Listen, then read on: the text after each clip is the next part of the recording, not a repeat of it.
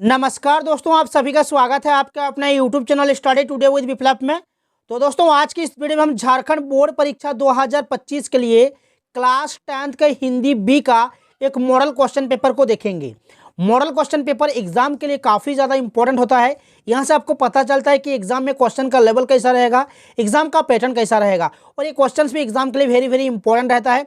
Exam में बहुत सारा सवाल भी डायरेक्ट एग्जाम पेपर में देखने को मिलता है, इसलिए वीडियो को लास्ट तक जरूर देखिए, लाइक कीजिए, शेयर कीजिए। देखिए, समय मिलेगा 3 घंटे का और कुल पूर्णांक रहेगा आपका 80 का। ठीक है, देखिए यहाँ पर क्या लिखा हुआ है, कुछ सामान्य निर्देश यहाँ पर दिया हुआ है। कुल प्रश्नों की संख्या 52 रहेगा। ऑब्जेक्टिव प्रश्न रहेगा आपका 1 से लेकर 30 तक। ठीक है, यानी कि एमसीक्यू टाइप के सवाल रहेंगे। प्रत्येक प्रश्न के 4-4 विकल्प दिए रहेंगे। ठीक है, और खंड ख में 31 से 38 तक आपका अति लघु रहेगा। खंड ग में 39 से 46 तक आपका लघु उत्तरीय प्रश्न रहेगा। और खंड घ में 47 से 52 तक आपका दीर्घ उत्तरीय प्रश्न रहेगा। तो चलिए वीडियो को स्टार्ट करते हैं। खंड क में आपको एग्जाम पेपर में खंड क में क्या रहेगा, अपठित बोध से एक गद्यांश आपको लोगों को एग्जाम पेपर में देखने को मिलेगा। एक गद्यांश रहेगा। ठीक है, जो भी गद्यांश रहेगा आपको ध्यानपूर्वक पढ़ना है और नीचे कुछ प्रश्न दिया रहेगा, प्रश्न संख्या 1 से 4 तक, उन प्रश्नों के उत्तर आपको देना है। तो यहाँ पर देखिए, जो भी गद्यांश रहेगा आपको पढ़ लेना है। नीचे सवाल देखिए, पहला जो हमारा सवाल यहाँ पर दिया हुआ है कि गद्यांश के अनुसार ताजमहल कहाँ स्थित है, जयपुर, आगरा, कश्मीर, हम्पी। तो आपको पढ़ना है। ठीक है, यहाँ पर आपको मिलेगा, देख सकते हो कि भारत विविधता में एकता का देश है और यहाँ के पर्यटन स्थल इसकी समृद्ध संस्कृति और इतिहास को दर्शाते हैं। राजस्थान का जयपुर अपनी राजसी हवेलियों और किलों के लिए प्रसिद्ध है, तो वहीं उत्तर प्रदेश का आगरा विश्व प्रसिद्ध ताजमहल का घर है। तो यहाँ पर जो गद्यांश के अनुसार ताजमहल कहाँ स्थित है, तो आगरा में। ठीक है, ऑप्शन बी सही होगा। कश्मीर को किस नाम से जाना जाता है, संस्कृति का केंद्र, धरती का स्वर्ग, प्राचीन धरोहर या फिर बर्फीली घाटी। तो देखिए यहाँ पर साफ साफ लिखा हुआ है कि कश्मीर को धरती का स्वर्ग कहा जाता है। ठीक है, तो यहाँ पर ऑप्शन नंबर बी सही उत्तर हो जाएगा। नेक्स्ट सवाल है कि हम्पी और महाबलीपुरम के स्मारकों का महत्व क्या है। वे प्राचीन धरोहर हैं, वे बर्फीली चोटियां हैं, वे आयुर्वेदिक केंद्र है या फिर वे व्यापार के स्थान है। तो देखिए यहाँ पर साफ साफ लिखा हुआ है कि दक्षिण भारत में हम्पी के प्राचीन मंदिर और तमिलनाडु के महाबलीपुरम के स्मारक ऐतिहासिक धरोहर के अद्भुत उदाहरण है। ठीक है, तो यहाँ पर कौन सा उत्तर आपका सही उत्तर हो जाएगा, तो ये प्राचीन धरोहर है। ठीक है, प्राचीन धरोहर यानी कि ऑप्शन नंबर ए आपका सही उत्तर हो जाएगा। नेक्स्ट सवाल है कि गद्यांश के अनुसार पर्यटन का भारत पर क्या प्रभाव पड़ता है। तो देखिए यहाँ पर लिखा हुआ है कि हर साल लाखों पर्यटक भारत के इन स्थलों पर आते हैं, यानी कि हम्पी के प्राचीन मंदिर में और तमिलनाडु के महाबलीपुरम के स्मारक में। ठीक है, और यहाँ के सांस्कृतिक धरोहर, प्राकृतिक सुंदरता और परंपराओं से प्रभावित होते हैं। पर्यटन न केवल भारत की अर्थव्यवस्था को मजबूत करता है बल्कि देश की छवि को विश्व में उभारने का भी कार्य करता है। तो यहाँ पर कौन सा उत्तर हो जाएगा, यहाँ पर देख सकते हो ऑप्शन नंबर बी में दिया हुआ है कि अर्थव्यवस्था को मजबूत करती है और देश की छवि को उभारता है। ठीक है, तो ये आपका सही उत्तर हो जाएगा। इसी तरह से एग्जाम पेपर में एक गद्यांश आप लोगों को देखने को मिलेगा। ठीक है, नेक्स्ट जो सवाल पूछा जाएगा एग्जाम पेपर में, एक पद्यांश आएगा। ठीक है, जो भी पद्यांश रहेगा अपठित बोध से आपको पढ़ना है और नीचे कुछ सवालों के जवाब देना है। तो यहाँ पर जो भी रहेगा आप लोगों को पढ़ना है। नीचे सवाल देखिए, सवाल है कि पद्यांश में किस स्थान को अनमोल उपहार कहा गया है। पर्वत और नदियाँ, शहर और बाजार, घर और खेत, नदी और सड़क। तो देखिए पद्यांश में क्या लिखा हुआ है कि पर्वतों की ऊंचाई में छुपा है सुकून, जहां बहती है नदियां अपने अनमोल जुनून। तो यहाँ पर अनमोल उपहार कहा गया है पर्वत और नदियां को। ठीक है, तो यहाँ पर ऑप्शन ए सही होगा। नेक्स्ट की पद्यांश में झीलों का जल कैसा बताया गया है, झीलों का जल कैसा बताया गया है। तो देखिए हरे भरे जंगलों का अद्भुत विस्तार, धरती का यह कोना है अनमोल उपहार। नीचे देखिए चमचमाती झीलें, निर्मल जलधार, प्रकृति का हर दृश्य है मन को करता पुकार। तो यहाँ पर चमचमाती झीलें, निर्मल जलधार। तो यहाँ पर देखिए पद्यांश में झीलों का जल कैसा बताया गया है, तो यहाँ पर देखिए निर्मल और चमचमाता, ऑप्शन बी आपका यहाँ पर आपका सही उत्तर हो जाएगा। ठीक है, नेक्स्ट सवाल कि पंछियों और फूलों के माध्यम से क्या संदेश दिया गया है। प्रकृति की सुंदरता का अनुभव करें, पंछियों को पिंजरे में रखें, फूलों को तोड़ें और संग्रह करें, प्रकृति को अनदेखा करें। तो यहाँ पर कौन सा उत्तर सही होगा, प्रकृति की सुंदरता को अनुभव करें। ठीक है, ये आपका सही उत्तर हो जाएगा। यहाँ पर जो नेक्स्ट जो लास्ट सवाल है पद्यांश का कि धरती का जादू किसे कहा गया है। झीलों और पंछियों को, फूलों और जंगलों को, प्रकृति के हर दृश्य को, बाजार और सड़कों को।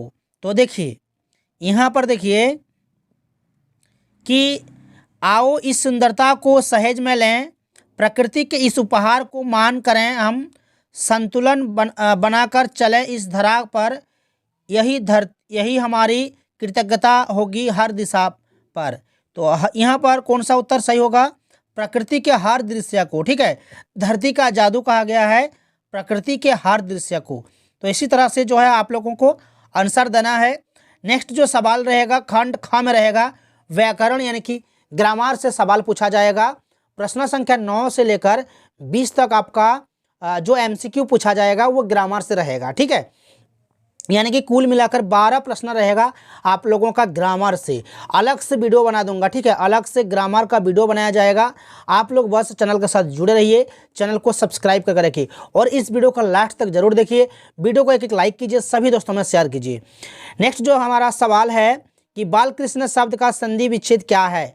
और आप लोगों के लिए एक न्यू चैनल क्रिएट किया गया है। ठीक है, चैनल का नाम है विप्लव पाठशाला।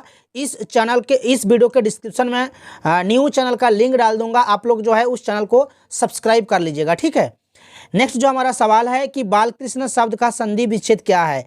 तो देखिए बालकृष्ण का संधि विच्छेद हो जाएगा बाल जोड़ कृष्ण, यानी कि ऑप्शन नंबर ए सही होगा। नेक्स्ट सवाल कि सूर्य का आकार्थी शब्द कौन सा है, चंद्र, भास्कर, नक्षत्र या फिर अनल। तो देखिए सूर्य का आकार्थी शब्द यहाँ पर भास्कर हो जाएगा। ठीक है, सूर्य का पर्यायवाची शब्द यहाँ पर भास्कर हो जाएगा, ऑप्शन नंबर बी। नभ शब्द का कौन सा अर्थ सही है। नभ मतलब होता है आकाश। ठीक है, नभ होता है आकाश, नभ आकाश का पर्यायवाची शब्द है। तो यहाँ पर आपको क्या पूछा है कि नभ शब्द का कौन सा अर्थ सही है। तो आकाश हो जाएगा, पानी तो नहीं होगा, धरती भी नहीं होगा, अग्नि भी नहीं होगा। ठीक है, नेक्स्ट है कि पुस्तकालय शब्द में प्रयुक्त प्रत्यय कौन सा है। देखिए उपसर्ग और प्रत्यय से क्वेश्चन जो है पूछा जाएगा। पुस्तकालय, ठीक है, पुस्तक जोड़ आलय। ठीक है, तो आलय जो है ना ये आपका यहाँ पर प्रत्यय पूछा है। प्रत्यय क्या होता है, जो शब्द के बाद में लगता है। ठीक है, पुस्तक जोड़ आलय, तो आलय जो है अंत में लग रहा है। ठीक है, आलय यहाँ पर देखिए आलय, पुस्तक जोड़ आलय। आलय एक शब्दांश है जो कि मूल शब्द के बाद में लगता है, अंत में लगकर शब्द के अर्थ को परिवर्तित करता है। ठीक है, और उपसर्ग क्या होता है, उपसर्ग जो है मूल शब्द के पहले लगता है, जैसे कि सत्य, पहले अ लगा हुआ है अ, फिर बना है असत्य। ठीक है, असत्य शब्द में प्रयुक्त उपसर्ग कौन सा हो जाएगा, यहाँ पर उपसर्ग हो जाएगा अ। ठीक है, जो शब्दांश किसी शब्द के पहले लगता है उसे हम कहते हैं उपसर्ग। राम स्कूल जा रहा है, वाक्य में जा रहा है क्या है, तो जा रहा है क्या हो जाएगा आपका, क्रिया हो जाएगा, वर्ब हो जाएगा। ठीक है, क्रिया हो जाएगा, ऑप्शन नंबर बी। नेक्स्ट जो हमारा सवाल है कि वह अच्छा गाता है जबकि मैं गाने में अच्छा नहीं हूँ, वाक्य की रचना क्या है। तो देखिए ऑप्शन में है संयुक्त वाक्य, मिश्र वाक्य, साधारण वाक्य, नकारात्मक वाक्य। ये जो है ना मिश्र वाक्य का उदाहरण है। जिन वाक्यों की रचना एक से अधिक वैसे उपवाक्यों से हुई हो जिनमें एक उपवाक्य प्रधान और अन्य गौण हो, उसे हम कहते हैं मिश्र वाक्य। वह अच्छा गाता है जबकि मैं गाने में अच्छा नहीं हूँ, तो यहाँ पर जबकि देख सकते हो, जबकि बीच में जो है लगा हुआ है। ठीक है, मिश्र वाक्य में कि, जो, वह, जिसे, उसे, ऐसा, वो, वही, जिसे, यदि, तो ऐसे अधिकरण योजक जो है होते हैं, उससे पता चलता है कि ये मिश्र वाक्य है। ठीक है, अलग से वीडियो बनाया जाएगा ग्रामर के लिए। ठीक है, ये हो गया आपका मिश्र वाक्य का उदाहरण। राजमाता शब्द में किस प्रकार का समास है। तो देखिए राजमाता यानी कि राजा की माता। ठीक है, ये तत्पुरुष समास हो जाएगा, तत्पुरुष समास। नाक में दम करना, मुहावरे का अर्थ क्या हो जाएगा? बहुत परेशान करना। ठीक है, नाक में दम करना मुहावरे का सही अर्थ बहुत परेशान करना।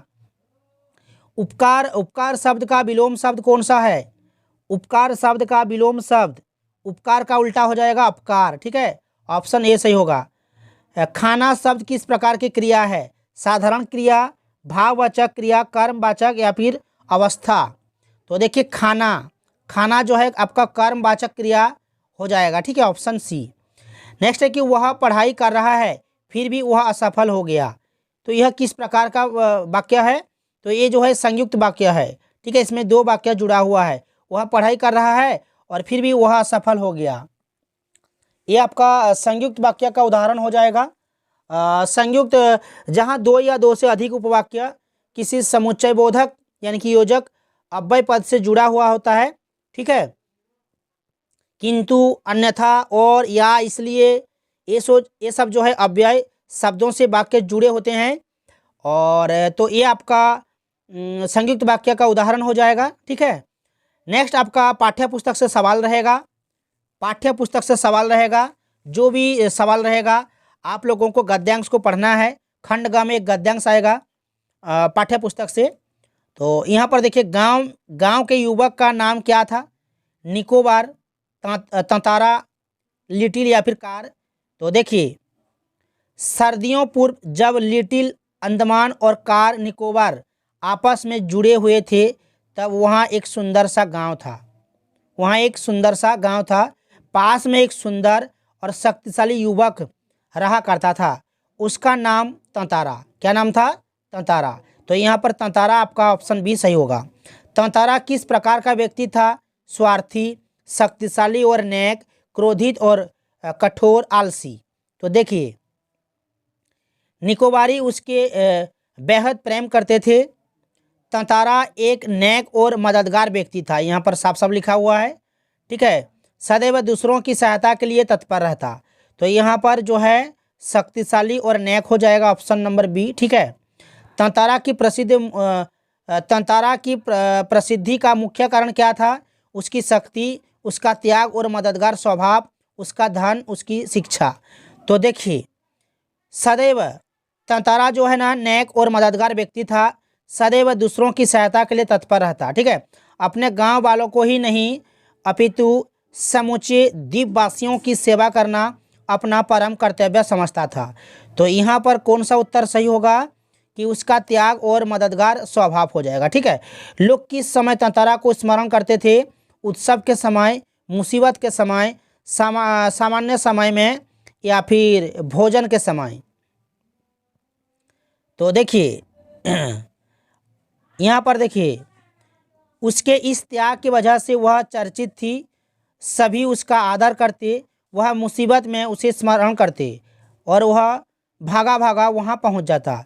तो मुसीबत आने पर, ठीक है, 23 का हो गया, 24 का ना, 24 का तो कौन सा सही उत्तर होगा? मुसीबत के समय हो जाएगा। 25 का देखिए प्रस्तुत गद्यांश किस पाठ से लिया गया है? तो ये पाठ जो है ना तंतारा वामिरो कथा, इस पाठ से लिया गया है। तंतारा वामिरो कथा इस पाठ से लिया गया है और लेखक का नाम याद रखना, लीलाधर मंडलोई। ठीक है, लीलाधर मंडलोई। नेक्स्ट जो सवाल रहेगा पाठ्य पुस्तक से एक पद्यांश रहेगा। ठीक है, और जो भी पद्यांश रहेगा आप लोगों को पढ़ना है। प्रश्न है 26 का कि कवि क्या प्रार्थना नहीं करता है? अनुदिन त्राण करने की, शक्ति प्रदान करने की, भार को लघु करने की, सांत्वना देने की। तो देखिए यहाँ पर क्या लिखा हुआ है कि मेरा त्राण करो अनुदिन तुम, यह मेरी प्रार्थना नहीं, बस इतना होवे तरने की हो शक्ति अनामाएं। तो कवि रविंद्रनाथ ठाकुर कहते हैं कि हे प्रभु, मैं आपसे यह प्रार्थना नहीं करता कि आप मुझे संकट से बचाओ, मैं केवल इतनी प्रार्थना करता हूँ कि आप करुणावान हैं, अतः आपकी करुणा पाकर मैं किसी भी संकट में भयभीत ना हूँ, सब संकटों को सहर्ष झेल जाऊँ। तो यहाँ पर मेरा त्राण करो अनुदिन तुम, यह मेरी प्रार्थना नहीं। तो यहाँ पर ऑप्शन नंबर ए में देख सकते हो कि अनुदिन त्राण करने की, तो ये ऑप्शन ए सही होगा। कवि की प्रार्थना में कौन सी शक्ति मांगी गई है? संघर्ष की शक्ति, दुख सहने की शक्ति, निर्भयता से भार वहन करने की शक्ति, सफलता पाने की शक्ति। तो ऑप्शन नंबर सी आपका सही उत्तर हो जाएगा, निर्भयता से भार वहन करने की शक्ति। कवि सुख के दिनों में क्या चाहता है? संतोष पाना, ईश्वर का मुख पहचानना, चिंतित रहना या फिर कुछ न मांगना। तो देखिए, कवि रविंद्रनाथ ठाकुर करुणामय प्रभु से निवेदन करते हैं कि हे प्रभु, मेरी कामना है कि जब मैं सुख में हूँ तो फिर सिर झुकाकर हर क्षण आपकी छवि देखूं, हर सुख को आपकी कृपा मानूं। ठीक है, तो यहाँ पर जो है ईश्वर का मुख पहचानना, ये ऑप्शन नंबर बी सही उत्तर हो जाएगा। दुख के समय कवि किस भावना से बचने की बात करता है? क्रोध, मोह, संशय या फिर हताशा। तो यहाँ पर संशय हो जाएगा, सही उत्तर ऑप्शन नंबर सी। प्रस्तुत पंक्तियों के कवि कौन है? तो याद रखना रविंद्रनाथ ठाकुर। ठीक है, इन पंक्तियों के कवि कौन है? रविंद्रनाथ ठाकुर। नेक्स्ट जो है आपका खंड ख में रहेगा अति लघु उत्तरीय प्रश्न रहेगा, अति लघु उत्तरीय प्रश्न रहेगा। ये आप लोग जो है स्क्रीनशॉट ले लीजिए, इसका पीडीएफ में डाल दूंगा, आप लोग देख लीजिएगा इन प्रश्नों को। ठीक है, और अलग से वीडियो बनाया जाएगा सब्जेक्टिव का। ठीक है, यहाँ पर देखिए एक सवाल है 49 नंबर का दीर्घ उत्तरीय प्रश्न में, इसे आप लोग देख लीजिएगा। अपने प्रधानाध्यापक को परीक्षा शुल्क माफी के लिए एक आवेदन पत्र लिखें। ठीक है, इसको देख लीजिएगा और इसका पीडीएफ, ठीक है, इस क्वेश्चन का पीडीएफ मैं डाल दूंगा टेलीग्राम में। ठीक है, आप लोग देख लीजिएगा, एग्जाम के लिए बहुत ही इंपॉर्टेंट सवाल है। ठीक है, इसे पढ़ के जाना। ठीक है, तो चलिए वीडियो को कैसा लगा कमेंट्स जरूर कीजिए, लाइक कीजिए, शेयर कीजिए और चैनल में जुड़े रहने के लिए चैनल को सब्सक्राइब करके रखें। तो मिलते हैं नेक्स्ट वीडियो में।